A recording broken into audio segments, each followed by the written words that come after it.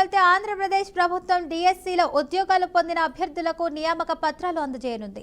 AP సచివాలయంలో మధ్యాహ్నం 3 గంటలకు కార్యక్రమం జరగనుంది. 16,347 ఉపాధ్యాయ ఉద్యోగులకు నోటిఫికేషన్ ప్రకటించగా 15,941 మంది ఉద్యోగులకు ఎంపిక అయ్యారు. ఈ కార్యక్రమానికి సీఎం చంద్రబాబు, ఉప ముఖ్యమంత్రి పవన్ కళ్యాణ్, విద్యాశాఖ మంత్రి లోకేష్ హాజరు కానున్నారు. సీఎం చంద్రబాబు చేతుల మీదుగా అభ్యర్థులకు నియామక పత్రాలు అందజేయనున్నారు. ఉద్యోగం పొందిన అభ్యర్థులతో పాటు వారి కుటుంబ సభ్యులు కార్యక్రమంలో పాల్గొననున్నారు.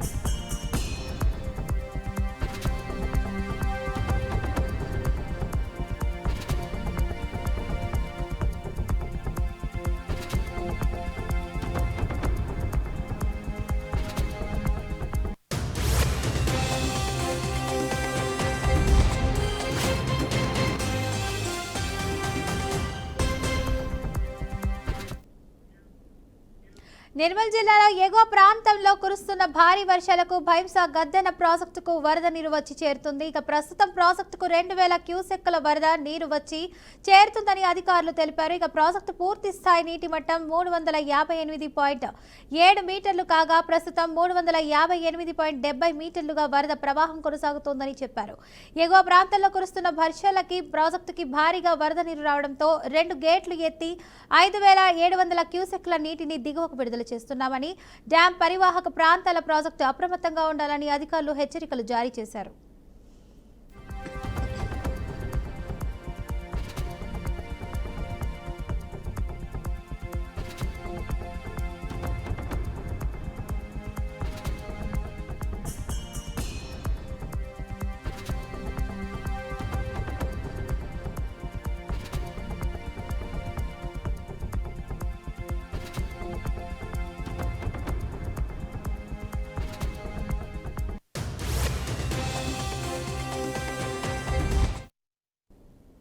రెడీగా బ్రేకింగ్ న్యూస్ చూస్తే శంషాబాద్ విమానాశ్రయంలో ఇండిగో విమానానికి పెను ప్రమాదం తప్పింది.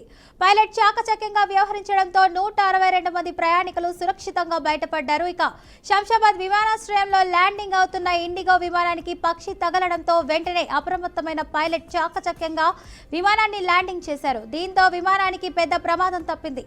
విమానంలో 162 మంది ప్రయాణికులు ఉన్నట్లు సమాచారం. ఇక ఈ ఘటనలో ప్రయాణికులకి ఏం జరగకపోవడంతో ఎయిర్పోర్ట్ అధికారులు ఊపిరి పీల్చుకున్నారు.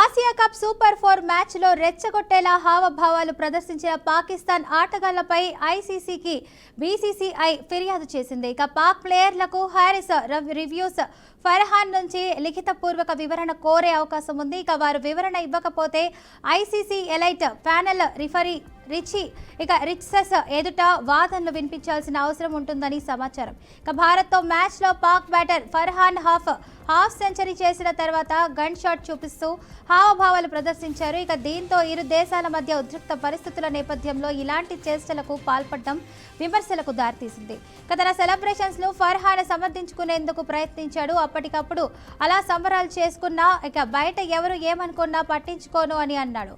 ఇక హ్యారిస్ రివ్యూస్ అయితే ఏకంగా జెట్ ఫ్లైట్లు కూల్చినట్లు 6/0 అని సైగలు చూపించారు. ఇక ఆపరేషన్ సింధూర్ సమయంలో భారత్కు చెందిన 6 ఫైటర్ జెట్ విమానాలను తమ సైన్యం కూల్చేసిందని పాక్ ప్రభుత్వం పహల్గామ్లో పలికింది. ఇక దానిని గుర్తు చేసేలా హ్యారిస్ చేష్టలు చేస్తున్నారని విమర్శలు వచ్చాయి. అంతేకాకుండా భారత ఓపెనర్లు ఇక అభిషేక్ శర్మ, శుభమన్ గిల్తో వాగ్వాదానికి దిగారు.